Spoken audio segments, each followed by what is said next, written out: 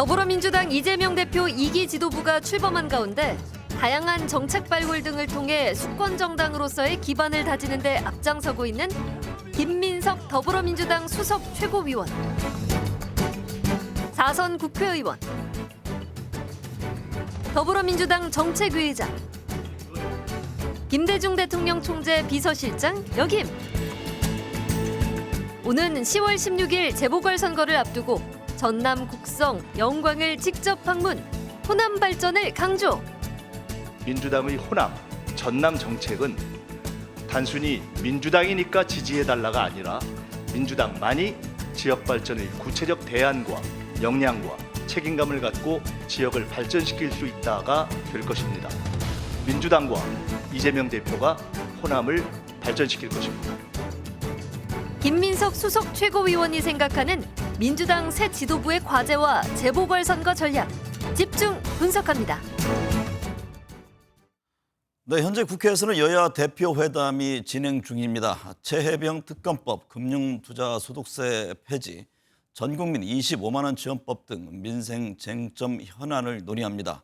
김민석 더불어민주당 수석 최고위원과 얘기를 나눠보겠습니다. 김 최고위원님 안녕하십니까? 안녕하세요. 네, 지난 전당대회에서 선거 초반에 지지세 주춤하다가 1위로 수석 최고위원이 됐습니다. 네. 초반 1위였던 정봉주 전 의원은 탈락했는데요.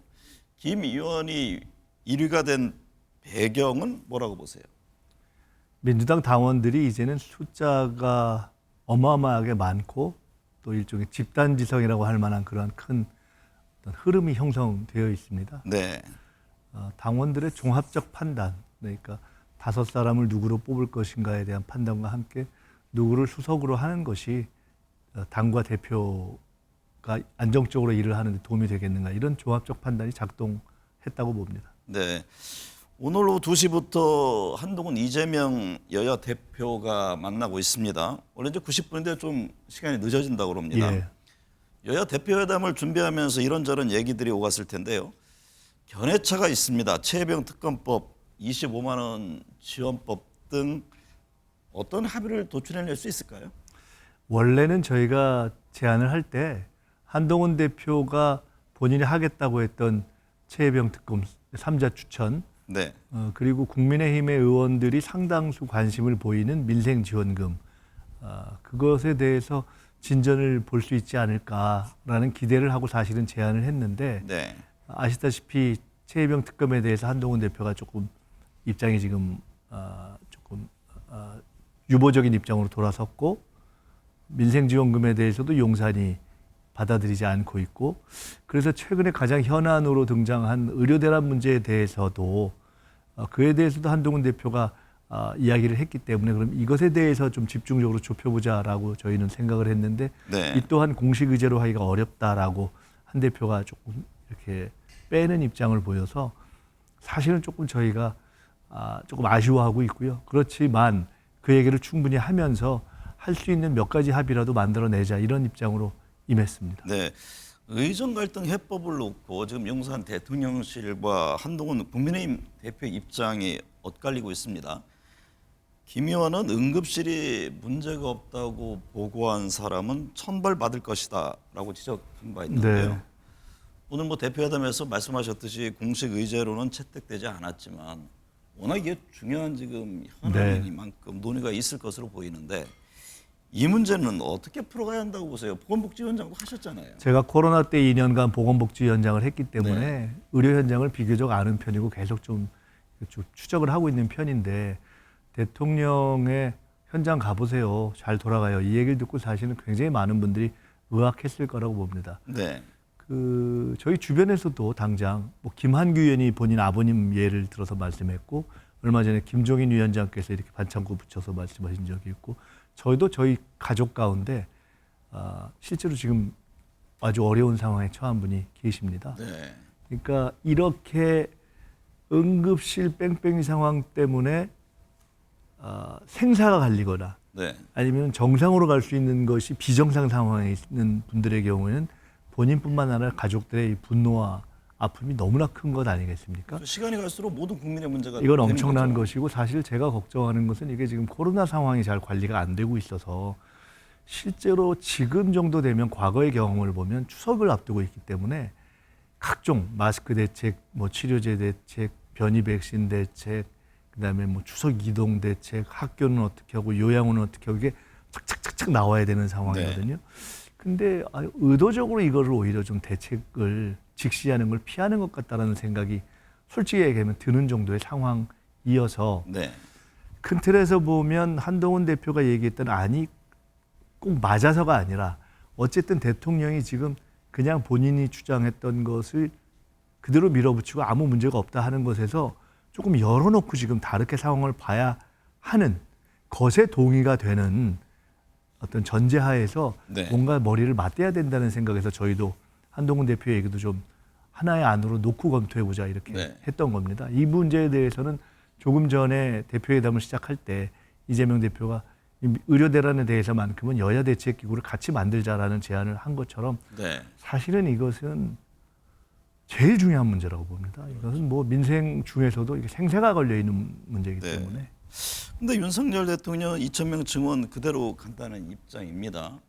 말씀하셨듯이 2026년 조정안을 제시한 한 대표의 제안 역시 지금 거절한 상황인데 이렇게 되면 참 야당으로서도 그 뭔가 일을 풀어가기 어려운 상황일 것 아니 이게 같아요. 사실은 저희가 처음부터 네. 당이나 대표가 일관되게 2,000명이라는 게 무슨 주술도 아니고 너무 기계적이다. 네. 그 관역이 그 부분 좀 유연할 필요가 있고 풀어가는 방식과 단계적인 전체 시기 설정도 이걸 5년 내에 꼭 이렇게 하는 것이 맞냐. 현장의 어려움도 있는데 그래서 네. 적정한 목표 조정을 통해서 적정한 단계론으로 풀어가면 좋지 않느냐는 얘기를 처음부터 했습니다. 근데 저희들이 이 문제를 과하게 집행권을 갖지 않고 있기 때문에 그렇죠. 정부가 결국 풀어야 될 일이거든요. 그래서 정부가 야당이나 국민들이 얘기하면 그걸 받아들여서 조정하는 건 정부의 몫이거든요. 안 그러면 어쨌든 의사 정원을 늘려야 되는 것은 맞기 때문에 그거를 방해하냐 이런 얘기를 들을 수가 있고 또 가급적 정부가 하는 일을 이렇게 복잡하게 할 필요는 없다는 생각 때문에 네. 저희가 그랬는데 도를 좀 넘은 것 같다는 생각이 들어서 마침 한동훈 대표까지 그런 얘기를 하는 차제이니 이제는 저희가 여론조사를 계속합니다. 네. 근데 국민들이 의대 정원 자체는 늘릴 필요가 있다가 일관되게 좀 높았습니다. 그런데 최근 얼마 전부터는 그건 늘려야 하지만 지금 대통령이 푸는 방식이 잘못됐다 하는 것이 이미 한 3, 4주 전부터 더 늘었습니다. 네. 근데 아마 저는 이번에 대통령의 발언 이후에 그 차이가 확 벌어지기 시작할 것이다 이렇게 네. 보고 있습니다. 그래서 지금은 해법을 찾아야 하고 특히나 말씀드리지만 추석을 앞두고 굉장히 걱정되는 상황입니다. 네. 정부 여당과 대통령실의 관계는 어떻게 보세요? 윤석열 대통령이 국민의힘 연찬에 참석하지 않은 것을 두고 최재성 전 정무수석은 탈당 예고편이다 이렇게 밝힌 바 있는데요. 윤 대통령의 탈당 가능성도 있을까요? 탈당을 하고 말고는 그 뭐 저희들이 예단할 수도 없고 네. 본인들의 문제이기 때문에 예측이 어려운데 그런 예측 자체가 무의미할 만큼 통상적인 당정 관계는 네. 이미 벗어난 거죠. 그래서 누가 봐도 정상이 아닌 거여서 참 걱정스럽습니다, 사실은. 네. 이것은 뭐 여야 관계를 넘어서 정부라는 건 그래도 정부 여당이 돌아가야 되지 않습니까? 그렇죠. 어느 단계부터는 지금 정부 여당의 국정 운영 능력이 사실상 없는 거 아닌가, 그립을 놓친 거 아닌가 하는 생각이 들어서 좀 걱정스럽습니다. 검찰의 문재인 전 대통령에 대한 수사를 놓고 충돌을 하고 있습니다. 여권은 법 앞에 평등을 얘기하고 있고 야권은 정치 보복을 강조합니다. 이재명 대표도 정치 보복을 단호히 배척한다라면서 비판했는데요. 검찰의 문 대통령에 대한 수사에 대해서는 어떤 시각이세요? 그 국힘에서 이게 그 문 대통령 따님 수사 그리고 그게 사실은 참 가정사기 때문에 얘기하기 뭐하지만 이제 전 사위 아닙니까? 전 사위. 그리고 꽤 오래전의 일이고 그리고 지금 내용을 보니까 무슨 뇌물이다라고 하는 것도 전 사위가 받은 월급을 전체를 갖고 하는 거여서 좀 기가 막히던데 어쨌든 그에 대한 국힘의 논평을 보고 제가 이게 참 법 앞에 평등을 보여주는 것이다 그래서 그 법 앞에 평등은 대한민국에서 김건희 여사만 빼고 있는 법 앞에 평등인가 저런 얘기를 해서 왜 매를 볼까 사실이 그런 생각이 들더라고요. 네. 김수석께서는 이재명 일기 체제에서 정책위 의장을 지냈고 지난 4월 총선에서는 상황실장을 맡아서 네. 주요 정책 공약 발표 등 선거 실무를 총괄했는데요. 지금 여야 모두 민생을 강조합니다. 상속세, 종부세, 금투세 등 세금 관련 논의도 한창인데 당내에는 이게 집토끼냐 아니면 외연 확대냐의 시각에서 견해를 달리하는 분들이 있습니다. 이 세금 관련 논의에 대한 입장은 어떠세요? 우선 첫째로 저희는 정책 논쟁을 굉장히 장려하는 입장입니다. 네. 그래서 아예 공식적인 정책 디베이트, 정책 논쟁을 열기로 했습니다. 많을수록 좋은 거죠. 예, 그걸 아예 이제 공식화해서 시리즈로 하기로 했고요. 상속세 부분에 대해서는 중산층에 대한 상속세 부분에 대해서는 저희 검토할 수 있다고 보는데 네. 고액 자산과에 대한 부분은 굳이 할 필요도 없고 세수 측면에서도 그건 크게 검토할 필요 없다 이렇게 보고 있습니다. 금투세에 대해서는 오늘 아마 모두 발언에서도 얘기하셨지만은 네. 실은 저희는 한국의 주식시장을 부양하기 위한 주가를 부양하기 위한 보관을 가지고 있습니다. 한 대표가 금투세 폐지에 굉장히 이렇게 좀 집착을 하시는데 사실은 진행이 안 된 금투세를 진행 안 시는 것으로 폐지한다고 해서 갑자기 주식시장이 좋아지지는 않고요. 네. 저희는 오히려 상법, 그러니까 개미주주들의 권리를 더 신장할 수 있는 상법 개정을 구조적으로 하고 그리고 금융소득에 대한 과세를 일정 부분까지 개미들에게서는 아예 면세해주는 구간을 딱 만들어주는 소위 한국판 ISA를 네. 도입하자는 생각을 사실 하고 준비를 해왔고 그런 과정에서 필요하면 금투세의 도입을 조금 보완 기간을 늦출 수도 있다. 이런 세 가지의 기본 생각을 가지고 있고 이미 아까 말씀을 하셨습니다. 금투세에 대해서 그런 생각을 가지고 있고요. 나머지 종부세는 당장 현안이 되고 있지 않으니까요. 네. 연금 개혁 문제는 어떻게 보세요? 얼마 전에 윤 대통령은 그 세대별 차등 인상안을 제시했잖아요. 결론부터 말씀드리면은 연금은 첫째는 일단 노후 보장을 해야 되는 겁니다. 그리고 장기적으로 보면 국가에서 세대 간 연대를 해서 차등을 하는 것이 그다지 효율적이지는 않다고 보고요. 네. 대통령과 정부 여당이 연금을 구조개혁을 하겠다. 그냥 모수개혁이 중요하지 않다라고 얘기했는데 최근에 얘기한 건 사실은 구조하고 전혀 상관없는 그냥 모수개혁의 아주 디테일들입니다. 네. 저렇게 할 바에는 차라리 지난 국회 때 마지막에 여야가 어렵게 합의했던 그거라도 빨리 정리를 하고 그 다음으로 가는 게 현실적으로 맞다 이렇게 봅니다. 네. 10월 16일에 재보궐선거가 있습니다. 수석 최고위원이 되자마자 전남 영광 곡성 등을 방문해서 현장 점검을 했고 매주 지금 전남 지역 내려가고 있는데 조국 혁신당도 적극적입니다. 양당 모두 호남 민심을 얻기 위해서 지금 지도부가 총 출동하는 모습인데요. 이번 재보궐선거에서 조국 혁신당과의 경쟁 구도는 어떻게 보세요?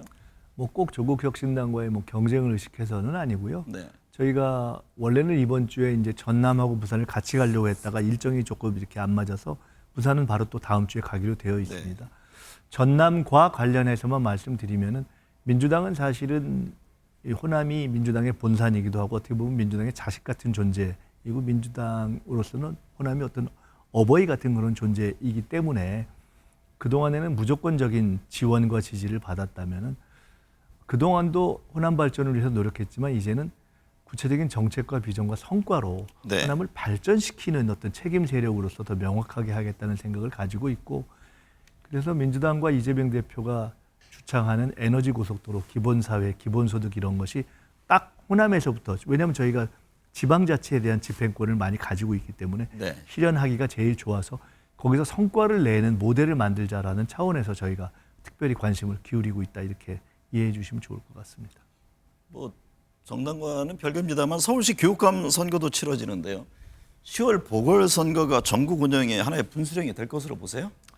꼭 그렇게 보진 않습니다. 네. 왜냐하면 어쨌든 서울교육감 선거는 큰 선거고 중요한 선거지만 정당 선거가 아니고 나머지는 전남에 지금 2군데, 인천에 1군데, 부산에 1군데 정도여서 네. 정당 간의 여야 대결이 어떤 큰 전국을 가르는 그렇게 보기는 조금 어렵지 않을까 이렇게 생각하고 있습니다. 큰 틀에서는 이미 총선 민심이 나왔고 총선 민심을 받아서 변화 안 하는 대통령에 대한 어떤 국민의 민심이 계속 악화되고 있는 상황이어서 네.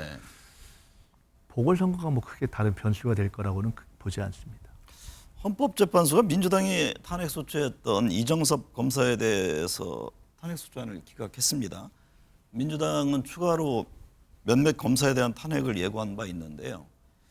최혜병 특검법은 언제 다시 추진하는 겁니까? 지금 뭐 국민의힘 한동훈 대표 발의안을 좀 기대하고 있는 측면이 있습니까? 이번에 검사특검 기각된 것도 사실 좀 저희가 아쉬워하고 있는데 네. 그게 사실은 지난번에 김도읍 국힘의 국민의힘의 법사위원장과 그쪽에서 지정한 변호사가 사실은 조금 성실 대응을 안 해서 그렇게 된 면이 있어서 좀 아쉽지만 하여간 최혜병 특검법에 관해서는 오늘 지금 아마 논의를 하고 계실 텐데 네. 저희는 아마 솔직히는 그냥 한동훈 대표가 원하는 대로 할 테니까 그냥 하시라고 네. 우리가 지원하겠다고 하는 입장을 까지도 하자라는 내부 판단이 좀 있습니다. 근데 아마 그것도 못 하시는 거 아닌가 싶어서 원하는 안을 다 받아들이겠다 이런 입장이라는 이미 말씀. 뭐 3자 네. 특검 받아들였고 네. 무슨 제보 공작까지 하더라도 그것도 그것도 오케이 넣겠다. 했는데 그러면은 한동훈 대표가 본인이 발의하기 어려워하니 한동훈 대표가 하려고 했던 걸 저희가 대신 해야 되느냐 마느냐만 결정하면 될 것 같습니다. 네. 좀 기다리고 그게 안 하면 어쨌든 그동안에는 민주당에서 사실은 제발이- 이제 하라고 했는데 저희가 한 네. 대표에게 시간을 드렸는데 본인이 어려워하시니 그렇지만 국민이 원하는 것을 해야 되니까요. 네. 윤석열 정부의 대일 외교 기조 역사관을 놓고 공방이 치열합니다. 이재명 대표는 친일파 적결 누라이트 거부 릴레이에 동참하기도 했는데요. 여권에서는 괴담 선동 정치라는 입장입니다. 일련의 흐름이 어떤 치밀한 계획하에 진행되고 있다고 보세요? 우연이라고 보기에는 너무나 여러 가지 일들이 군에서 독도 교재에서 군 교재에서 독도가 지워진다든가 독도를 무슨 분쟁 지역이라고 한다든가 전쟁 기념관에서 없어지고 그러니까 조형물이 없어지고 서울시도 그렇고 뭐 여러 가지가 너무 많아서 네. 저는 솔직히 일정한 이 정권 내 게다가 인사가 뉴라이트가 누군지 모르는 대통령이 뉴라이트만 탁탁탁탁 찍어서 인사를 하지 않습니까? 네. 그래서 사실상 저는 이 정권 내의 핵심에서 기획이 있다고 보는데요. 그렇지 않다고 만약에 한다면 너무나 많은 우연이 이 정권에 작동하고 있다 이렇게 네. 보여집니다. 이재명 대표 재판을 둘러싸고 이런저런 말들이 나옵니다. 때마쳐 김부겸 전 총리, 김동연 경기지사, 김경수 전 경남지사 등의 움직임도 주목하던데요. 이분들의 움직임에 대해서 이게 보완제냐 대체제냐 시각차가 있습니다. 그 점은 어떻게 보세요? 많은 후보들이 뛰는 것은 뭐 당으로 봐서도 괜찮고 이재명 대표도 여러 후보가 뛰면 좋다라는 생각을 가지고 있고 여러 번 표현했고요. 실제 당원들의 인식은 사실상 이번 전당대회에서도 드러났듯이 압도적으로 사실상 대통령 후보로 이재명 대표를 선택해서 지금 그 길을 가고 있는 거라고 봐야 되겠죠. 네. 수권 정당이 되기 위해서 지금 민주당에 필요한 것은 무엇이라고 보세요? 제가 집권플랜본부장이 되겠다고 얘기를 하면서 이번 선거를 치렀는데요. 네. 첫째는 실제로 집권 모드로 전환하는 것, 그 길을 지금 가고 있습니다. 인사에서도 당직 인사에서도 실력 있는 인사 중심으로 이것저것 과거의 개파 안 따진다 이렇게 가고 있고요. 모든 일들을 전속력으로 정권이 워낙 불안하기 때문에 최단기간 내에 뭐 예를 들어 1년 안에 집권 준비를 할 수 있도록 하는 집권 모드로 바꾼다. 이것이 제일 큰 지금 당의 숙제라고 볼 수 있습니다. 네. 11년 만에 여야 대표가 마주 앉았습니다. 결과의 만족 여부를 떠나 여야가 자주 만나 대화하고 타협해야 합니다. 지금 의료 대란 등 민생은 절박합니다. 오늘 함께해 주셔서 감사합니다. 감사합니다.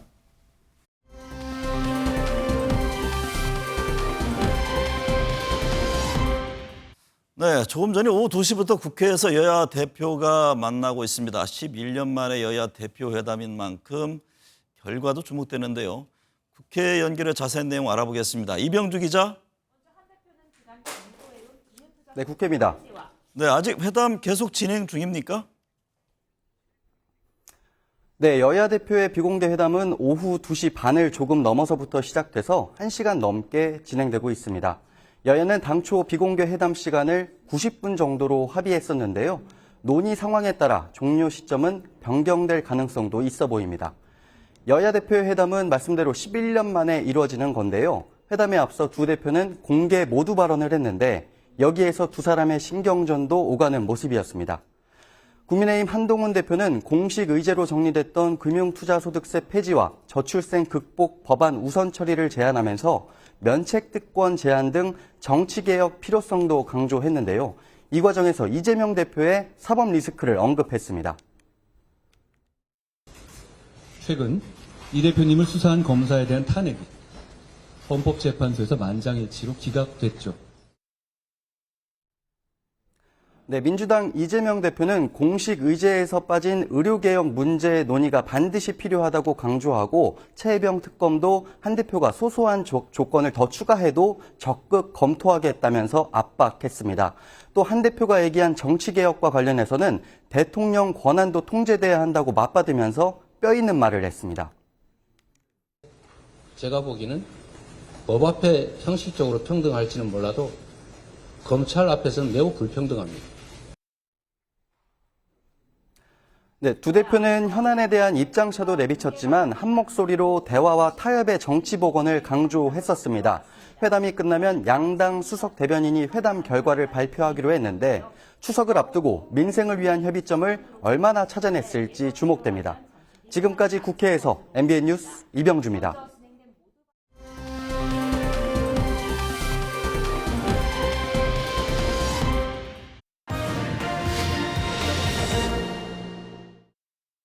네, 정치권 현안 짚어보겠습니다. 김성태 전 국민의힘 원내대표, 이광재 더불어민주당 성남 분당갑 지역위원장 나오셨습니다. 두 분 어서 오십시오. 예, 안녕하세요. 네, 김 전 원내대표님 조금 전 국회에서 11년 만에 여야 대표 회담 진행 중입니다. 그렇습니다. 금투세, 최혜병 특검, 25만 원 지원법 등 6개 안건을 의제로 확정한 바 있는데요.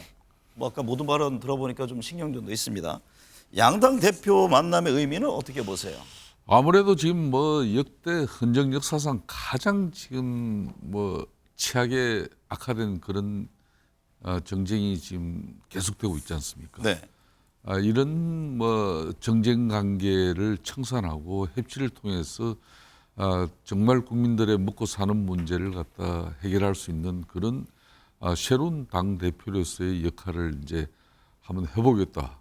그런 의미를 가지고 두 분이 만났습니다. 그런데 이 초반부의 기싸움이 워낙 팽팽해요. 이제 정치 개혁을 둘러싼 이 확연한 시각 차도 문제겠지만은 어제에서 빠진 그런 그 의료대란 해법이라든지 또 한 대표가 추천한 제3자 추천 방식의 최상병 특검법이라든지 네. 또 이재명 대표가 추진하는 전국민 이제 25만 원 이런 지원금 이런 해난을 놓고 팽팽한 기싸움이 벌어지면서 과연 결과는 어떤 합의문을 통해서 국민들에게 또 희망을 보여줄 것인지 저도 기대됩니다. 네. 이광재 위원장님, 의료 대란은 공식 의제로 채택되지 않았지만 지금 공감대를 형성한 만큼 비공개 회담 같은 어쨌든 논의를 하지 않겠냐 이런 전망인데 어떤 이야기를 나눌까요? 저는 이번에 아마 양당 대표에 대해서 의미 있는 합의가 몇 가지 있을 거라고 생각합니다. 네. 왜냐하면 그래야 존재 이유가 있으니까. 그리고 국민들한테 기본 예의니까요. 네. 추석 선물을 드려야죠. 그런데 저는 민생의 제1의 과제가 결국 국민들의 건강이잖아요. 제가 며칠 전에 김종인 박사를 뵀는데 네. 넘어지셔가지고 머리가 깨져가지고 피가 철철 나가지고 앰뷸런스를 불렀는데요. 22군데 병원을 다녔다는 거예요. 우리 민주당의 김한규 의원도 아버님이 돌아가시기 전에 앰뷸런스에서 여러 병원. 이거는 뭐냐면 현재 응급실이 비상 상황이라고 봐야 되거든요. 네. 이런 면에서 저는 비상 상황이 아니라 이미 무너진 거 아닙니까? 응급실 그렇죠. 상황 자체가. 그래서 저는 이번 추석 때도 아마 상당히 어려움을 겪을 거라고 보는데 저는 의대 정원을 늘려야 한다. 그러면 2,000명을 고집할 필요가 없다고 저는 생각하거든요. 네. 그런 면에서 이 정부가 이거 자기가 알아서 하겠다는 고집을 피울 일이 아니고 저는 국회의장한테 이번에 이재명 대표하고 한동훈 대표가 합의를 해서 국회의장이나 국회 논의기구를 만들어서 이 문제를 해결을 해야지 이렇게 냅두는 건 국민들을 결국 죽음으로 내모는 정권이라고 저는 비난받을 거라고 생각합니다. 네. 또 하나의 관심은 최혜병 특검법입니다. 한동훈 대표가 제시한 3자 추진 방식 등 민주당은 다 받아들이겠다는 입장을 지금 내세우고 있습니다. 좀 더 진전이 있을까요? 아무래도 이제 이재명 대표나 민주당 입장에서는 지금 현재 집권당 국민의힘이 안고 있는 당정 관계의 현주소에 대해서 너무나 잘 알고 있습니다. 네. 이번 뭐 양당 대표 회담을 하지만은 사실상 이재명 대표는 지금 현재 오너 겸 CEO예요. 또 그런 반면에 이제 한동훈 대표는 아무래도 CEO. 그렇기 때문에 이제 오늘 회담을 하더라도 이 회담에 책임지는 그 주체로서의 국민의힘으로서는 좀 일정 부분 한계가 있는 것이죠. 네. 뭐 그런 측면에서 지난 전당대회 과정에서 한동훈 대표가 대국민 약속을 하고 또 본인의 또 당대표 또 출마 의지의 가장 확고한 입장이 바로 그 부분이었는데 이게 이제 국민의힘 같은 경우는 당헌 당규상에 이제 이게 당 대표와 원내대표의 역할이 명확하게 구분이 되어져 있습니다. 네. 그러니까 최상병 그 특검을 하기 위해서는 이제 아무래도 원내에서 의원들과 공감이 이루어지고 이게 의원총회에서 당론으로 완전히 확정이 되어야만이 이제 입법 행위가 이루어지는 건데 그런 네. 측면에서 이제 아무래도 당내 폭넓은 공감과 또 현실적인 그런 방안을 찾기 위해서는 한동훈 대표 입장에는 일정 부분 시간이 필요한 내용이죠. 네. 뭐 그런 걸 지금 이재명 대표가 좀 막 배려를 해 주실 건지 안 그러면 계속 압박할 것인지 이것도 좀 궁금합니다. 앞서 이제 김민석 최고위원 얘기를 들어보면 민주당에서는 어쨌든 안을 가져와라. 웬만한 거는 다 받아주겠다 이런 입장을 취하고 있거든요. 이광재 위원장께서 보시기에 뭔가 좀 진전된 어떤 합의안이 나올까요? 이번 회담에서 그 최혜병이 우리 곁을 떠난 지 벌써 1년이 넘었잖아요. 네. 근데 한동훈 대표가 약속을 했잖아요. 그 대법원에서 추천하는 그 특검을 하자고라고 하면 민주당이 수용을 하면 이거를 합의를 못 한다면 이건 정치가 없는 거나 마찬가지 아닐까요? 네. 그리고 저는 오히려 그 현재 대법원장이 굉장히 원칙적인 분이거든요. 우리가 또 대법원을 믿고 한동훈 대표가 주장을 한 것이고 민주당이 그걸 수용하면 그 정도의 최혜병 문제. 왜냐하면 한 자식이 국가를 위해서 군대 가서 거기서 우리 곁을 떠나게 됐다면 그 문제에 대해서는 최소한의 예의고 그 정도 전 합의를 못하면 그건 한동훈 대표가 아니라고 봐야죠. 네. 이번 회담은 한동훈 대표에게 더 중요해 보인다라는 해석들이 있었는데요. 지금 이제 앞서도 말씀하셨습니다만 대통령과 한동훈 대표는 김경수 전 지사 복권을 둘러싼 갈등에 이어서 지금 의료개혁 문제로 다시 충돌하고 있는데요. 당내에서는 당정 갈등이 아니고 한동훈 대표와의 갈등, 즉 한정 갈등이다 이런 말까지 나오고 있던데 이번 회담이 리더십 회복의 계기가 될까요? 엊그저께 이제 29, 30 국민의힘은 연찬회를 통해서 네. 이제 후반기 이제 정기국회의 또 집권당으로서의 역할을 위해서 이제 상당히 심도 있는 그런 의원총회를 개최했죠. 뭐 그런 과정에서 또 다시 이제 대통령실과 또 한동훈 당대표의 확연한 입장 차이로서 의대 정원 문제 말입니다. 다시 또 더 큰 갈등으로 이게 친윤 또 친한 의원들 간에 또 이렇게 연찬회에서도 좀 볼썽사나운 모습이 나올 수 있다 이렇게 많이 우려를 했지만은 막상 그 결과는 의원들 간에는 대려 파이팅하고 한 몸으로 당정 관계를 가져가면서 정기국회를 통해서 이제 일정 부분 역할을 잘하자 이렇게 이제 결의가 됐지 않습니까? 네. 그러니까 그런 정리가 되니까 이 갈등은 이제 한동훈 당대표와 대통령실하고의 갈등이지 우리 당하고의 갈등은 아니다. 뭐 이런 이제 분위기로 나중에 이제 추경호 원내대표도 또 의사 문제 이거는 또 선을 그었잖아요. 예, 그렇습니다. 그렇기 때문에 어찌 보면 좀 한동훈 대표가 좀 외로워 보이는 그런 형상이 될 수도 있습니다만은 막 그런 과정 속에서 이번에 오늘 이재명 대표와 당 대표 회담은 어떻게 보면 한동훈 또 대표 입장에서는 자신의 정치적 입지를 확보하고 강화하는 그런 측면에서의 하나의 뭐 좋은 수단이 또 될 수도 있는 거죠. 그런 만큼 이 내용 합의문이 어떻게 나올 건지, 과연 오너겸 CEO인 이재명 대표로부터 국회 뭐 여의도 대통령으로 일컬어지자고 있지 않습니까?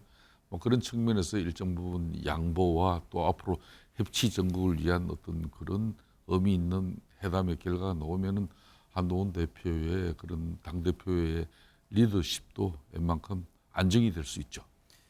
이광재 위원장님, 당정 갈등이 아니라 한정 갈등, 나아가 한동훈 대표와 당의 갈등인 한당 갈등, 이런 주장까지 지금 친윤계가 하고 있는데요.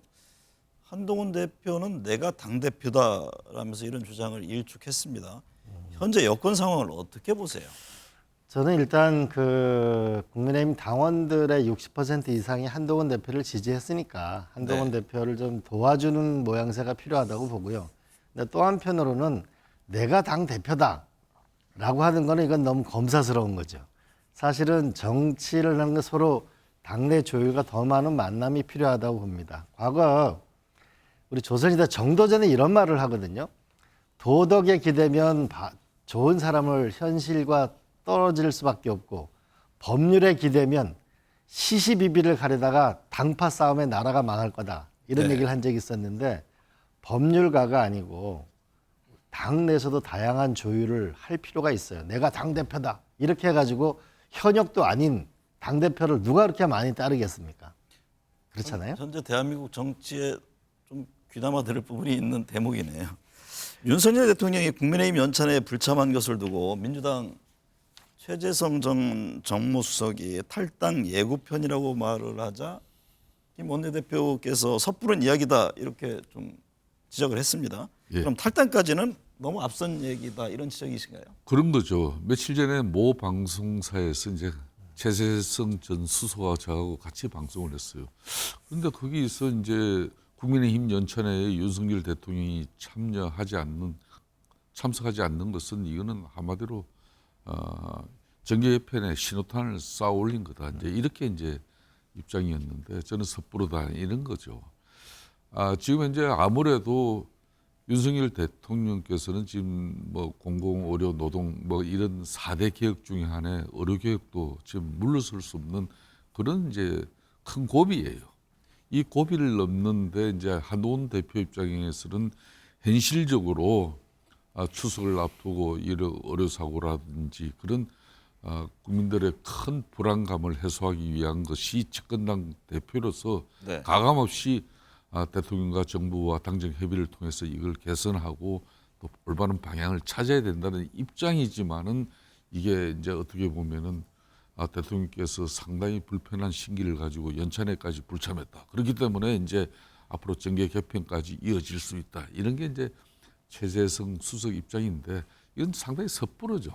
이 정계 개편이라는 것은 대통령 중심으로 일정 부분 뭐 정치 세력화 또 새로운 어떤 정치를 향한 어떤 그런 국민적 패러다임이 웬만큼 갖춰졌을 때 시도할 수 있지만은, 윤석열 대통령께서 가장 뭐 집권당인 국민의힘을 이 정당에 대해서 큰 애정을 가지고 있는데, 이걸 버리고 차버리고 새로운 정계 개편의 장으로 정치에 새롭게 뭐 새로운 시도를 한다, 이거는 저는 섣부르다고. 네, 이광재 위원장님 시각이 궁금한데, 어쨌든 지금 말씀을 들어보면 한동훈 대표만 좀 고립돼가는 그런 형국 아니냐, 이런 진단으로 들리는데, 윤석열 대통령도 당정 문제가 전혀 없다고 했습니다. 그런데 지난주 국정브리핑 기자회견을 보면 한동훈이라는 이름을 거론하지 않았고, 또 한 대표에게 우호적이었던 대통령실 인사들도 최근에 뭐 등을 돌리고 있다, 이런 소식들이 들립니다. 이 점은 어떻게 봐야 합니까? 저는 그 윤 대통령을 몇 번 만나봤잖아요. 네. 근데 윤 대통령 과연 어떤 결단을 하는 시기가 저는 다가오고 있는 거 아닌가라는 생각이 들어요. 왜냐하면 자, 한동훈 대표는 자기가 가장 믿는 사람이었어요. 네. 정말 무명의 인사를 법무부 장관을 시켜줬어요. 그 당의 반대를 무릅쓰고 비대위원장을 시켜 총선을 맡겼어요. 근데 지금 한동훈 위원장이 윤석열 대통령의 인기가 없다고 하니까 차별화라는 이제 몸부림에서 그 칼날이 윤석열 대통령이 한동훈 대표한테 준 2번의 칼이 그 칼을 가지고 지금 윤 대통령을 향하고 있거든요. 그럼 나는 뭘까? 이런 생각을 하나 할 거고 또 네. 하나는 대통령으로 일을 해야 되는데 국회는 민주당이 다 지금 현재 야권이 다수가 됐어요. 그럼 대통령 일을 해야 되잖아요. 네. 한동훈 대표는 자기하고 차별화를 꾀하고 있고 의회는 뭐냐면 민주당이 가지고 있다면 그러면 국민연금개혁, 교육개혁, 노동개혁 뭔가 일을 하긴 해야 될 거 아니에요. 네.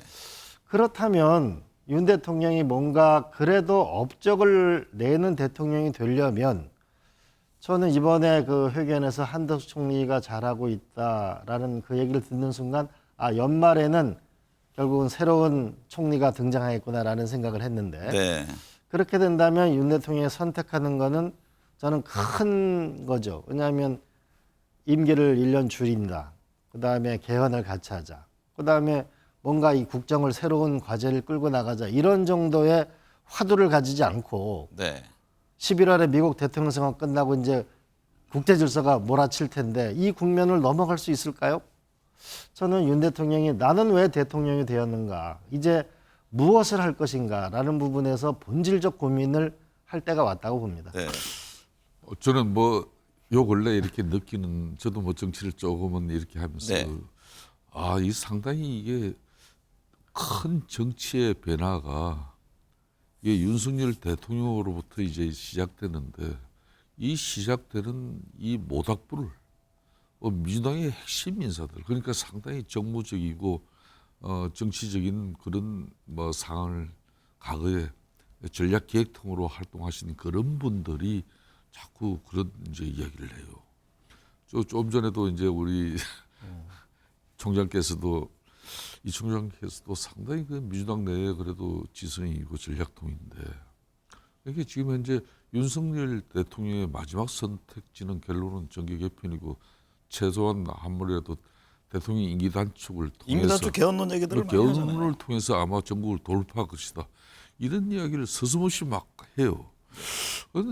저는 현실적으로 왜 민주당에서 저런 이야기가 아주 구체적으로 여당 의원들 나올까? 중에서도 그런 얘기를 하는 분들이 있던데요. 저 아직 공식적으로 그런 근데 얘기 이제 들은 이거 적은 같아. 없어요. 이건 뭐 네. 그 결국은 대통령을 하고 나면 뭔가라도 남아야 되잖아요. 예. 국가에 남아야 되는데 무엇으로 남을 건가? 왜냐면 지금 나라가 너무 어렵잖아요. 그리고 윤 대통령도 사실 입지가 어렵잖아요. 그러면은 뭔가 국가를 위하는 길하고 본인에게도 유리한 어떤 길을 하나 찾아봐야 되지 않을까? 뭐 이런 충정에서 한번 얘기하는 거 아닌가 싶어요. 네. 그러나 뭐 정계 개편을 윤 대통령 스스로 끌기가 어려울 거예요. 왜냐하면 그건 국민들의 지지가 있어야 되니까. 그래서 네. 지난 29일 민주당도 의원 워크숍을 가졌습니다. 여기서 이재명 대표가 의대 정원 증원 갈등을 의료 대란으로 규정하면서 민주당이 국정의 방향타 그리고 선도자 역할을 해 나가야 한다고 밝혔는데요. 국정의 방향타를 강조한 건 어떤 의미일까요? 하나는 현 정부가 그 제대로 일을 못 하고 있다라고 하는 것을 분명히 하고자 하는 것일 텐데 저는 아마 국민들이 현 그 집권당에도 책임이 있지만은 절대 다수의 의석을 줬기 때문에 민주당이 잘못하면 이제 민주당도 그 책임에서 자유롭지 못할 거라고 봅니다. 네. 그런 면에서 저는 국정 방향을 잘 잡아야 된다고 보는데 결국 세 가지겠죠. 민생의 고통에 응답하는 정당이 능력 있는 정당이 되냐 안 되냐. 두 번째로는 미래를 창조하는 당이 되냐 안 되냐. 우리가 용인 반도체 기지 보세요. 수백 조를 투자한다고 하는데 아직 전기 문제, 물 문제를 해결하지 못하고 지금 이러고 나서 무슨 미래 경제를 열겠어요? 또 하나는 곧 이제 미국 대통령 선거가 끝나고 나면 외교 질서에 새로운 질서가 왔을 때 얼마나 안정감이 국민들한테 이런 거 있잖아요. 내 새끼한테는 정말 전쟁의 위협이 없는 나라를 물러줘야 되겠다. 이런 간절한 바람이 있잖아요. 네. 그런 면에서 경제에서의 유능함, 외교에서의 안정감 이런 것에 그럼 민주당의 플랜은 뭐냐? 윤석열 대통령이 그럼 실망하는 그 많은 국민들한테 새로운 길을 보여줘야 되겠죠. 네. 김성태 원내대표님, 의료 대란만 지금 뭐 대란이 아닙니다. 나라 가계빚이 3천조를 넘어섰습니다. 가계부채, 기업부채 늘어가고 뭐 자산 증식 기회는 된다는 게 전문가들의 진단인데 이 점은 어떻게 봐야 합니까? 아무래도 코로나 팬데믹 이 기간을 극복하면서 정부도 가게도 빛을 내서 근근히 버텨왔죠. 네. 그러면 이제 경기가 좀 환기를 맞이하고 또 가계 소득도 늘어나서 그런 문제가 좀 해소될 수 있는 그런 세상이 돼야 되는데 그렇지 못하고 있는 게 지금의 안담함이죠.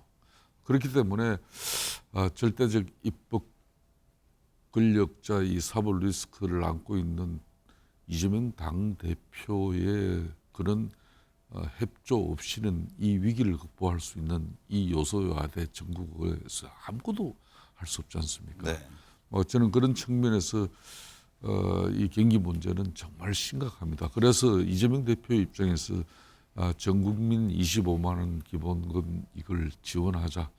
여기에 한정하지 말고 실질적으로 민생이라는 건 경제라는 것은 포괄적이고 다방면적이거든요. 이런 측면에서 이번 한동훈 당대표와의 회담을 통해서 이런 기본적인 좀 가닥은 잡아내고 앞으로 곧이어서 이제 영수회담까지 통해서 실질적인 협치 정국으로서 지금 이 위기를 돌파할 수 있는 그런 중심에 이재명 대표도 일정 부분 섰으면 하는 그런 바람이 있습니다. 네. 우리 김 원내대표가 늘 얘기했던 게 지금 정치가 정책을 덮고 있다. 그렇습니다. 국면을 좀 바꿔야 된다. 이런 그렇습니다. 지적이시군요. 네. 이 위원장님, 세수펑크 빚도 영끌이라는 말이 계속 나오고 있는데요. 지금 서울 아파트 가격 급등에 대한 우려의 목소리가 있고요. 민주당에서는 이에 대해서 어떤 대안을 정부 여당에 제시할 수 있을까요? 저는 이번에 좀 그 회담이 끝나고 나면 정책 협의체 같은 거 상설 협의체를 만들었으면 좋겠어요. 네. 그러면서 첫 번째로 보면 결국 세수펑크는 법인세, 즉 세금을 내는 기업이 지금 줄어들고 있는 거거든요. 저는 이번에 좀 대표회담이 끝나고 나면 용인 반도체 저기에 대통령, 여야 대표, 김동연 지사 모두 모여서 저 문제를 해결해야 될 건 아닌가요? 그래야 기업이 어떤 미래를 갖고 할 건지가 예측 가능한 나라가 올 거다. 네. 두 번째는 지금 집 사는데 26년이 걸린다고 그러거든요. 더군다나 지금 수도권에 지금 건축비가 상승돼서 서울에 아파트 공급이 안 되고 있어요. 지금 이렇게 되면 결국은 엄청난 위험이 지금 다가오고 있는데, 근데 대충 아파트 가격의 56% 정도가 땅값이거든요. 저는 집 사는데 26년이 걸리면 이게 나라도 아니다. 그러면은 여야가 주택 문제에 대해서 저는 이거는 정말 초당적인 노력이 있어야 된다. 세 번째로는 금투세 문제인데 저는 좀 유연하게 했으면 좋겠습니다. 자, 이제 일자리가 없어. 집 사기도 어려워. 나오니까 뭔가 돈이 아주 없는 젊은이들은 코인 투자하는 거고, 그나마 있는 사람이 주식 투자하는 거 아닙니까? 네. 근데 금투세는 좀 유예해야 돼. 다만 이 부분을 소득이 있는 곳에는 과세가 있다. 너무 거기에만 매달리지 말고 우리가 좀 더 유예를 하고. 왜냐하면 주식으로 간다는 건 그 회사로 간다는 걸 말하잖아요. 회사 투자가. 다만 좀 주식을 장기 보유하는 사람에게는 확실한 혜택을 좀 줘서. 네. 차등적인 혜택을 말씀하시는 그렇죠. 네. 그렇게 해서 우리가 좀 집으로서의 안정된 거, 그다음에 주식으로서도 우리가 소득을 얻을 수 있는 길을 좀 열어줄 필요가 있지 않을까 생각이 듭니다. 김성태 원내대표님, 문재인 전 대통령 전 사유의 특혜 채용 의혹을 수사 중인 검찰이 지금 문 전 대통령을 겨냥하는 모양새인데요. 이재명 대표는 정치 보복이다 이런 지적을 했고, 조국 대표도 이 문제에 대해서 언급을 했는데, 검찰의 문 전 대통령에 대한 수사는 어떻게 보세요? 검찰 입장에서는 수사 영역에 대해서 어느 누구도 성역이 있어서는 안 되겠죠. 네. 아무리 문재인 전 대통령에 대한 전직 대통령에 대한 일정 부분 예우는 법적으로 뒷받침되고 다 보장되고 있지 않습니까? 그렇다고 해서 이 사법적인 문제에서까지 무조건적으로 전직 대통령이기 때문에 이렇게 검찰 수사에서도 예외가 돼야 된다. 저는 그럴 이유는 없다고 보고 있습니다. 그런 측면에서 지금 이제 민주당을 비롯한 조국 혁신당에도 이 문제를 다시 정치적으로 검찰이 문재인 전 대통령을 정치적으로 보복하는 수사를 이렇게 펼쳐나가고 있다. 그렇기 때문에 다혜씨 집 압수수색을 통해서 사이에 대한 이런 취업 특혜가 결국은 그 종착역이 문재인 대통령이고 이건 뇌물이다. 네. 뭐 이렇게 이제 정치 보복을 일삼는 윤석열 정권이다.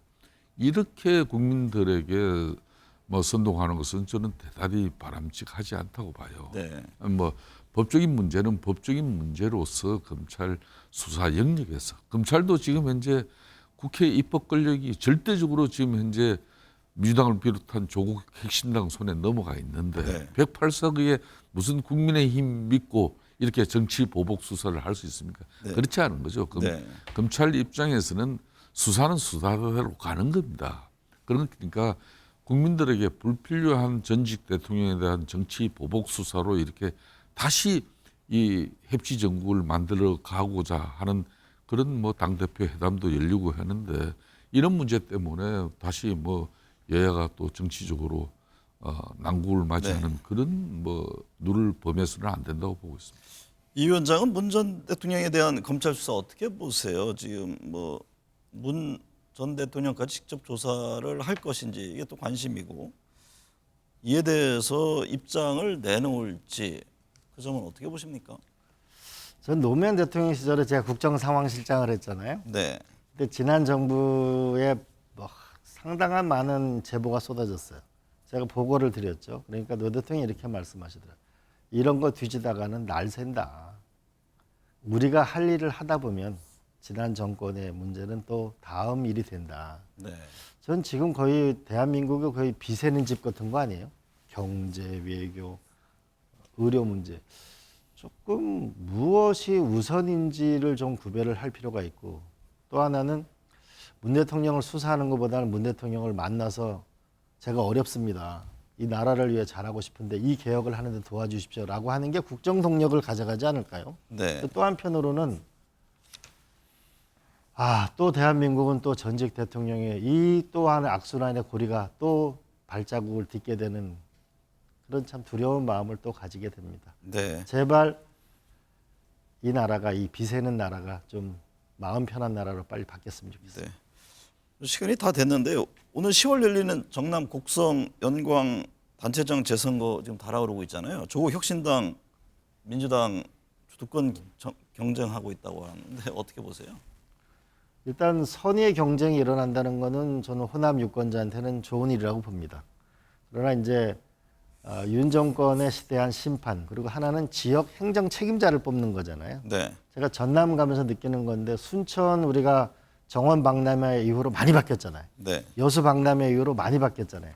누가 지역을 더 발전시킬 수 있는지 좋은 후보를 뽑는 게 우리 호남 유권자의 몫이고 그런 면에서 경쟁하는 게 필요하죠. 근데 네. 저는 민주당 당원이니까 잘 됐으면 좋겠는데 다만 그것이 끝나고 나면 조국 혁신당을 저는 원내 교섭단체를 만들어줘서 네. 한편으로 내지 마! 이렇게만 하지 말고 선의의 경쟁과 협력을 같이 해가면 좋지 않을까.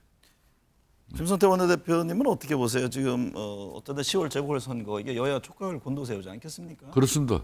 결과에 따라서 정부구정이 하나의 분수령이 될까요? 그렇습니다. 지금 뭐 의외로 이제 10월달 이 재보궐 선거가 이번에 이제 조희연 서울시 교육청 교육감 네. 이거는 물론 정당 이제 선거는 아닙니다. 관여하지는 않지만 관여는 네. 하지만 이제 민심의 바로미터 척도를 이제 우리가 볼 수 있는 거죠. 네. 뭐 그런 측면에서 이재명 대표나 국민의힘 한동훈 대표 있지.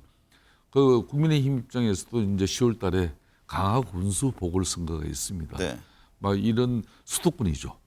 이런 서울, 경기, 인천 특히 이런 수도권 선거의 한 지역인 강화 군수의 선거가 어떤 결과로 나오고 네. 뭐 이런 호남의 또 한 군수 선거의 결과도 또 서울시 교육감의 선거 이런 부분이 의외로 상당히 그 지금 이재명 대표나 한동훈 당대표 입장에서는 상당히 예민한 선거가 될 수밖에 없습니다.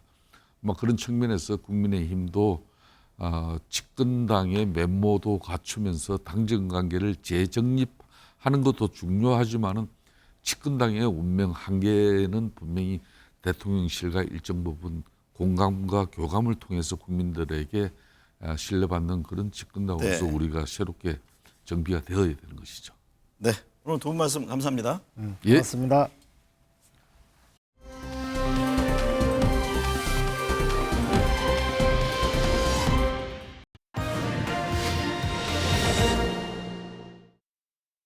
네, 외교안보 현안 짚어보겠습니다. 홍현익 전 국립외교원장, 김용현 동국대 북한학과 교수 나오셨습니다. 두 분 어서 오세요. 안녕하십니까. 홍현익 전 원장님, 김정은 북한 국무위원장이 신형 발사포인 갱신형 240mm 방산포 검수시험 사격에 참관했습니다. 새 유도 체계를 적용한 신형 방사포, 이게 사실 우리나라 수도권을 겨냥한 것이잖아요. 그렇죠. 예. 어떤 의미가 있다고 보세요? 네. 북한이 러시아한테 보냈다라고 하는 방사포라고 하는 건 다연장 로켓입니다. 네. 한 번에 여러 발 그냥 같이 막 동시에 포탄이 막 날아가는 거죠. 지금 사진에 나오는 것처럼. 근데 122mm 방사포를 러시아에 보냈는데 이건 사거리가 40km고요. 네. 지금 요번에 시험한 240mm 방사포는 약 65km 사거리입니다. 서울에서 휴전선까지 거리가 30km도 안 되기 때문에 이게 뭐 과천이나 안양 여기까지 날아가는 겁니다. 네. 근데 이걸 또 신형으로 1980년대에 개발한 거를 신형으로 만들어서 더 정밀도를 높이고 그 다음에 사거리를 더 연장한 거죠. 그런데 지금 북한이 휴전선 일대에 배치한 장사정포 이게 약 340문입니다. 네. 북한이 만약에 마음껏 발사하면 1시간에 16,000발이 날라옵니다. 그러니까 서울 시내와 서울 북부에 16,000발이 날라오거든요. 1시간에. 물론 우리가 방어해서 다 날라오지는 않겠죠. 그렇지만 이 장사정 그 포탄 10발만 넘어와도 서울이 완전히 아수라장이 될 텐데 1,000발이 떨어지면 어떻게 되겠습니까? 네. 그러니까 남북한 간의 평화가 간절히 필요하다는 걸 알 수 있고요. 더군다나 북한은 그것뿐 아니라 300mm 그 방사포도 갖고 있는데 그건 200km에서 저 계룡대까지 가고요. 네. 중부권까지. 또 마지막으로 겨냥하네요. 초대형 방사포가 또 있습니다. 600mm 방사포. 이건 부산까지 갑니다. 그러니까 대포로 부산까지 쏠 수 있는 능력을 이미 갖고 있기 때문에 우리가 해공군이 우세하고 주한미군도 있고 하지만 남북 간의 평화가 간절히 필요한 것이 아닌가 이렇게 네. 생각이 됩니다. 김용현 교수님, 네. 북한이 연일 신형 방사포를 과시하는 의도는 뭘까요? 대남 압박, 러시아 수출 여러 얘기가 나옵니다. 두 가지 다 있다고 봅니다. 이번 보면 이제 신형 방사포 240mm 같은 경우는 유도 체계를 새롭게 고친 겁니다. 네. 그 동안에는 제대로 탄착 지점이 형성되어야 무기로서의 위력이 있지 않겠습니까? 그런데 이제 이전 거는 그게 좀 약했던 것이고 이번에는 이제 그걸 대폭 강화했다는 겁니다. 그래서 서울 시내 또 그 다음에 수도권 이쪽이 다 사정권 안에 들어오기 때문에 남측에 대해서 압박용 카드다 이렇게 봐야 될 것 같습니다. 네. 우리 같은 경우는 이제 MLRS라고 그래가지고 다연장 로켓포라고 부릅니다. 북한은 이제 방사포라고 부르는데 북한의 이 MLRS 이 방사포가 실제 수도권에 집중 타격이 된다면 이건 굉장히 위험한 무기일 수밖에 없다. 또 그것을 요격할 수 있는 체계 자체가 일부는 가능하지만 네. 전체적 요격은 불가능하다. 그렇게 보면 매우 위험한 무기다 이렇게 봐야 될 것 같고요. 또 러시아에 수출할 가능성도 배제할 수 없다. 왜냐하면 이제 러시아가 이 방사포의 강국입니다. 그렇지만 계속 러시아는 지금 이제 무기 체계가 부족하고 또 그것을 또 생산해야 되기 때문에 북한에서 이 생산기지 역할을 한다 이렇게 볼 수도 있을 것 같습니다. 홍 원장님, 북한이 7차 핵실험에 대한 우려도 나오고 있습니다. 11월 미국 대선 전후로 도발 가능성이 언급되고 있는데 이 점은 어떻게 보세요? 네, 가장 가능성이 크다면 10월 말경이 되지 않을까 싶습니다. 네. 트럼프 대통령한테 힘을 실어주기 위해서 바이든 행정부의 대북 정책이 완전히 실패했다는 걸 보여주는 그런 의미가 있고요. 또 핵실험한 지가 워낙 오래됐기 때문에 그들 나름대로 전술형 전술 핵 미사일 만들기 위해서 지금 핵실험을 할 가능성이 간절히 하고는 싶을 겁니다. 네. 그런데 이제 결정적으로 이걸 막고 있는 게 누구냐 하면은 중국입니다, 사실. 이게 눈에 보이지 않지만 중국이 북한이 핵실험을 하면 지금까지 주는 많은 혜택을 중단할 수도 있다는 가능성을 암암리에 표시함으로써 네. 북한이 지금 핵실험을 주저하게 만들고 있거든요. 근데 워낙 오래됐고 또 전략적으로 볼 때 트럼프가 되는 것이 김정은으로서는 상당히 필요하다라고 생각할 수 있기 때문에 네. 이게 무리해서라도 중국과의 관계가 악화되는 것을 불구하고 할 수 있다는 거죠. 특히 지금 최근에 북중 관계가 상당히 좀 안 좋은 관계로 가고 있는 것 같아서 네.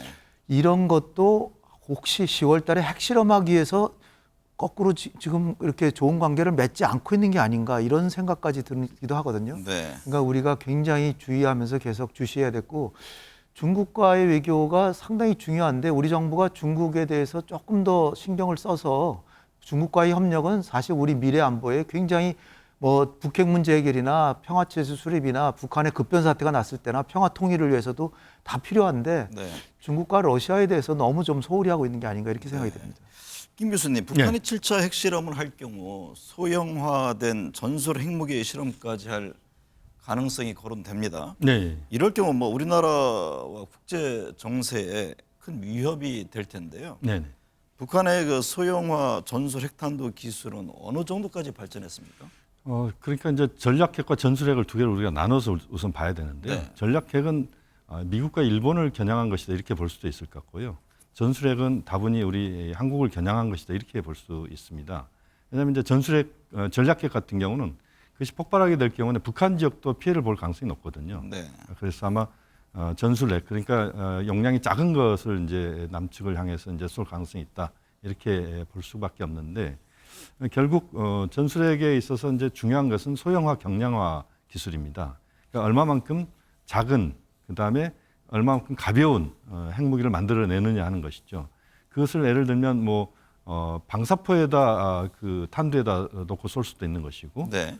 또 단거리 미사일에 놓고 쏠 수도 있는 것이기 때문에 전체적으로 보면 이 전술핵의 기술과 능력을 북한이 어느 정도 보유하고 있느냐가 우리에게는 굉장히 위협이 되는 겁니다. 네.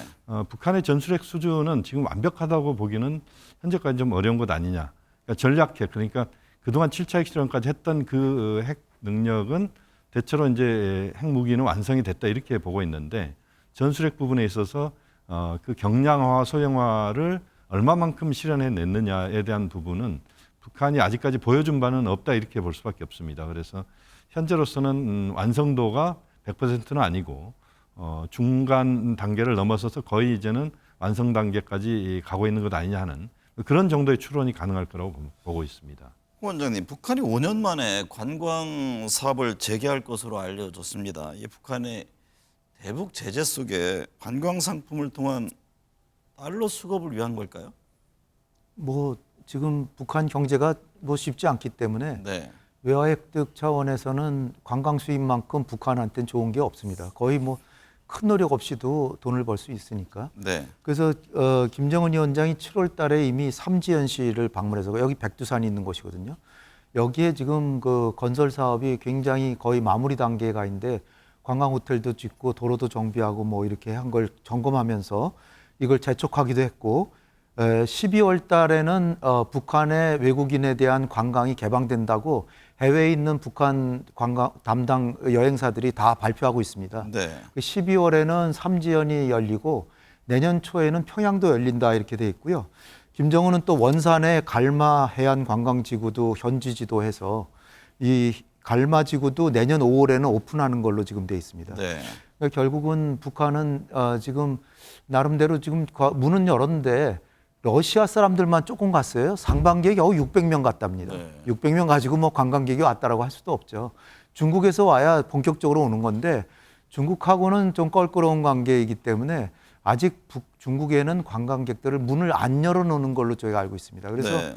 12월부터는 그래도 북한이 문을 연다고 하니까 우리도 사실 금강산 관광이나 이런 거 했었는데 다시 한번 정부가 이런 북한의 문을 다시 여는 계획도 한번 생각해 봄직하지 않나 생각합니다. 김 교수님, 북한 당국이 중국의 영화와 드라마도 금지 대상에 놓고 단속한다고 하는데요. 네. 방금 홍 원장님 말씀대로 최근에 경색된 북중 관계 모습을 보여주는 걸까요? 두 가지 측면입니다. 지금 말씀하신 것처럼 이제 북중 관계가 껄끄럽다라고 보기는 어렵지만 북러 관계가 너무 앞서가고 있기 때문에 네. 북중 관계가 조금 후퇴하고 있다 이렇게 좀 보여지는 측면이 있거든요. 그런 차원에서 중국의 영화나 드라마를 좀 통제한다 이렇게 볼 수 있는 측면이 하나 있고 또 하나는 이제 중국은 북한과는 전혀 다른 세계가 돼버렸습니다. 네. 사회주의 국가지만 그 시장의 작동은 거의 자본주의와 똑같지 않습니까? 뭐 그런 차원에서 보면 이제 중국이 그렇게 변화하는 모습들을 북한 주민들, 특히 청년들이 그것을 바로 체득하거나 또는 눈으로 보는 것에 대한 부담이 있는 겁니다. 다시 말씀드리면 북한 입장에서는 지금 이제 청년 세대에 대해서 사상 교육이랄지 이런 것이 굉장히 중요하다고 보고 있는데 네. 오히려 지금 중국의 이런 모습들은 그 대외 빗장을 걸고 있는 북한으로서는 굉장히 부담스러운 것이고 네. 그런 차원에서 북한 당국이 이것을 강력하게 통제하고 있다 이렇게 봐야 되는데 그러나 이 통제가 완벽하게 되기는 좀 어렵다 이렇게 볼 수밖에 없겠습니다. 네. 홍영희 전 원장님, 최근 김정은 국무위원장 딸 김주애가 공식 석상의 모습을 잘 드러내지 않고 있는데요. 북한 리인규 전 참사는 북한 내부에서 김주애 세습에 대한 반발이 크다고 이야기하던데 4대 세습 문제는 어떻게 될까요? 네, 리 참사의 말에 따르면은 김일성에 비해서 김정일에 대한 그 주민 지지도는 굉장히 떨어졌고 네. 김정은에 가서는 더 떨어져서 뭐 지금 20%도 안 된다 뭐 이런 얘기를 하고 있고 그런데 그 11살밖에 안 된 주애를 가지고 세습을 한다라고 할 때 그게 정권이 유지되겠느냐 이런 얘기를 하고 있습니다. 상당히 일리 있는 얘기고요. 이게 북한은 사회주의일 뿐 아니라 유교 가부장제잖아요. 네. 그래서 남성 우위 사회인 게 분명하고 그리고 수령이라는 게 사실은 백두혈통을 두고 얘기하는데 김주애가 결혼해서 애를 낳으면 그 자식도 그럼 백두혈통이냐?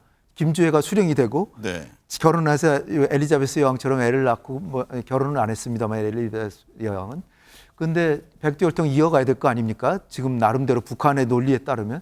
근데 그러면은 대가 끊어지고 북한 정권은 김씨 정권에서 왕조가 끝나기 때문에 아닐 것이다라는 얘기가 많고요. 저거 지금 세습을 하고 있다라고 주장하는 사람들도 과대 확증 편향이라고 해서 자기가 원하는 것만 좀 강조하는 것이 아니냐 이런 해석도 있습니다. 그래서 가능성보다는 오히려 오빠나 남동생이 있어서 오빠가 유학 가고 있으면은 김주에게 시선을 몰아서 오빠를 신변을 보호한다든지 동생이 크고 있는 동안에 세습을 기정사실화 해놓고 동생이 클 때를 기다린다든지 그럴 가능성도 충분히 있다 이렇게 보입니다. 미국 대선 이야기 해보겠습니다. 김용현 교수님, 네. 민주당 후보인 해리스 부통령의 열기가 뜨거운데요. 특히 민주당 당원들의 열기가 2008년 오바마 때와 비슷하다 이런 분석이 나옵니다. 네. 그러니까 이제 미국 갤럽에서 조사를 한 건데요. 네. 8월 1일부터 20일까지 그 갤럽이 조사를 했는데 보면은 이제 오바마 대통령 2008년도에 그때 조사를 해보니까 그 오바마에 대한 그 선호도 또는 지지, 열기 이런 것들이 약 79% 정도 됐다 그래요. 근데 이번에 보니까 해리스가 78% 정도 되더라라고 하는 겁니다. 똑같은 것을 대입해 봤을 때 지금 트럼프 전 대통령은 60%한 초중반 이렇게 된다는 겁니다. 그러니까 당시에 이제 오바마 대통령이 대통령 후보로 등장했을 때 굉장히 신선한 이미지가 있었고 또 뭔가 미국의 새로운 리더로서의 그런 굉장히 그 모험적인 이미지가 많았지 않습니까? 네. 이런 것들이 해리스의 이미지와 지금 겹친다는 것이고 해리스 부통령 같은 경우는 이제 물론 중앙 무대에서 뭐 지난번 4년간 부통령을 했지만 그 바이든 대통령이 좀 가려졌던 측면이 있지 않습니까? 네. 이제 새로운 해리스가 좀 보이기 시작하는 것이고 네. 그러한 것들이 상승작용을 하면서 해리스 현상이 좀 나오고 있다 이렇게 봐지는데 현재로서 이제 두 가지입니다. 하나는 이것이 처음 이제 등장하면서 나타나는 효과의 의미가 있는 것이고 그 다음에 부분에서 이제 해리스가 얼마만큼 내용을 갖추고 내공을 갖춰서 뭔가 국민들에게 어필할 수 있느냐 이것이 이제 앞으로 관건이다 이렇게 봐야 되겠습니다. 네. 홍 원장님, 각종 여론조사에서 해리스 부통령이 트럼프 전 대통령을 앞서고 있습니다. 트럼프 전 대통령이 앞섰던 조사들에서도 해리스가 초월하는 모습을 보이고 있는데 여론이 해리스 편으로 기울었다고 봐야 합니까? 지금 당장에 미국 대선이 열리면 여론조사에 따르면 해리스가 될 게 확실합니다. 네. 지금 그 격차가 조금씩 더 벌어지는 추세가 좀 보이고요. 중요한 점은 결국은 각 주의 선거인단 독식제도에 따라서 한 표라도 더 얻으면 그 주의 선거인단을 다 가져가는 그런 상황이거든요. 그래서 결국은 7개 경합주가 7개 경합주를 제외한 나머지 200 몇 표씩은 다 둘이 이미 확보를 하고 있습니다. 네. 그 7개 경합주의 약 90석 정도를 가지고 이제 서로 경합하는데 그 중에서도 가장 중요한 게 펜실베니아입니다. 저기 저 표에도 나오지만 펜실베니아 53대 47이잖아요. 펜실베니아가 바이든은 굉장히 뒤졌었는데 한 4% 5% 졌는데 지금 오히려 한 4% 이상 앞서고 있습니다. 그 다음에 두 번째로 중요한 게 노스캐롤라이나인데 노스캐롤라이나는 저 표에는 트럼프가 이기는 걸로 나와 있지만 펜실베니아가 선거인단이 19명이고 노스캐롤라이나가 16명인데 두 번째로 많습니다. 저 7개 중에서. 네.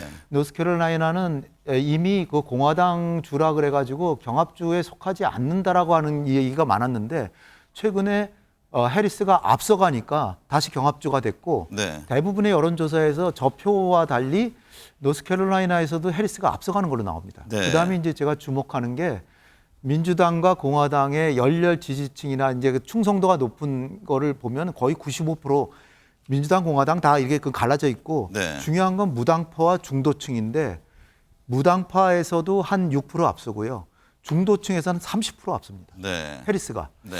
그러니까 지금 중도에 있던 사람들이 요번 한 달 동안에 해리스로 다 몰렸다는 거고 그다음에 흑인들의 뭐 압도적인 지지를 받고 있고 네. 아시아계 그다음에 청년들 그래서 지금으로 봐서는 해리스가 압도적인데 중요한 건 이제 그 9월 10일 날 아직 그 해리스가 요번에 이제 1차 인터뷰를 CNN하고 했지만 구체적인 정책 제안을 다 내놓지는 않았거든요. 그러니까 네. 트럼프하고 맞서가지고 정책 대안에서 진짜로 믿을 만한가 이걸 보여줘야 되는데 그 관문을 통과하면 상당히 해리스가 될 가능성은 지금 크다 이렇게 볼 수 있습니다. 김 교수님, 중동 분쟁 문제는 어떻게 보세요? 요아브 칼란트 이스라엘 국방장관은 전쟁 목표를 북부로 확대해야 한다고 밝혔는데 네. 이 국제사회 우려가 큽니다. 이스라엘이 전선을 확대할 가능성은 어떤 시각이신지요? 이 문제는 굉장히 지금 중동 정세 이제 앞으로 분수령 중에 하나다 이렇게 봐야 될 것 같습니다. 그 갈란트 장관의 이야기는 뭐냐면 주민들의 안전을 위해서 전쟁 목표를 북부까지 확대한다 뭐 이런 건데요. 사실상 지금 이제 헤즈볼라와 지금 이스라엘 한 번씩 지금 공격을 주고받았죠. 네. 지금은 약간 소강 상태다 이렇게 봐야 되는데 여전히 긴장은 고조돼 있는 상황이고요. 일부에서 지금 뭐 평화회담 이야기가 나오고 있지만 역시 지지부진합니다. 그러니까 뭔가 새로운 돌파구를 찾기도 애매하고 또 전선이 또 그렇다고 해서 새롭게 뭐 확장되거나 이런 것도 아닌 좀 어정쩡한 상태인데 이런 이제 그 요아브 갈란트 장관의 이런 발언들이 이스라엘의 어떤 행동을 또 촉발시키고 그러면서 또 다른 또 상황들을 만들어낼 수도 있는 이런 점에서 우려스러운 부분인데요. 현재로서는 지금 이제 중동에서의 전쟁은 더 확전되거나 이런 것들은 좀 막아야 되는 측면이 있는 것 같고 뭐 그런 차원에서 보면 이스라엘이나 또 여러 국가들이 함께 지금 머리를 맞대고 평화 쪽으로 좀 방향을 좀 잡아야 된다 이렇게 보고 있습니다. 네, 한 50여 초 남았는데 홍 원장님이 보는 시각은 어떻습니까? 중동이 분쟁이 뭐 확전이냐 아니면 지금 소강 상태냐 좀 뭔가 좀 합의안을 도출할 것이냐 어떻게 지금 보세요? 사실 그 평화 협상을 이제 미국을 비롯해서 이집트 같은 나라들이 중재해가지고 지금까지도 협상을 했었는데 결국은 이스라엘이 네타냐후가 자기의 정치적인 야심 때문에 저 필라델피 회랑이라 그래가지고 이집트와 가자지구와의 사이에 있는 거기에 이스라엘군을 주둔시켜야 된다라고 갑자기 또 요구하고 나섰고 한국에서 가만히 보면은 아무래도 서방에서는 이스라엘 편향 언론이 많아서 이스라엘 편을 많이 드는데 최근에 또 네타냐후가 이게 지금 거의 잠잠해질 만한데 서한 지구에 다시 4일째 공격을 하고 있고 이란이 공격하느냐가 관건인데 이란도 지금 뭐 그 미국과의 대화를 준비하는 등 큰 확전은 없을 것 같습니다. 네, 오늘 두 말씀 감사합니다.